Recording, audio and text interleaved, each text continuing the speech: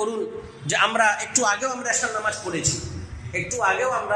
এশার নামাজ পড়েছি, কি 5 ওয়াক্ত নামাজ ফরজ পড়ে থাকি, মাহে রমজানুল কারীমের রোজা রেখেছি, রমজানুল কারীম পার হয়ে গেল, আবার সামনে আসবে ইনশাআল্লাহ, যাকাত দিয়েছি, কেউ হজ করেছি, কেউ তাসবিহ তাহলিল করেছি।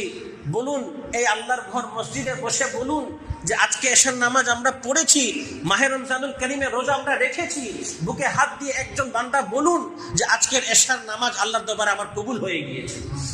কেউ বলুন যে আমার রমজানুল কারীমের রোজা আল্লাহর দরবারে কবুল হয়েছে। কেন? আল্লাহ কবুল করতে বাধ্য নন, আল্লাহ কবুল করতে বাধ্য নয়। আল্লাহর ইচ্ছা, যদি আমাদের আমল তার কাছে ভালো লাগে তিনি কবুল করবেন, আর যদি মন না চায় কবুল করবেন না, তাহলে কবুল করবেন না। কিন্তু ওনার হুকুম আমরা পালন করছি, আল্লাহ পাকের হুকুম ইবাদত করতে হবে, আমরা ইবাদত করছি। আল্লাহ পাকের হুকুম নামাজ পড়তে হবে, আমরা পড়ছি। কবুল হওয়ার গ্যারান্টি এটা একমাত্র আল্লাহ এবং তার রাসূলই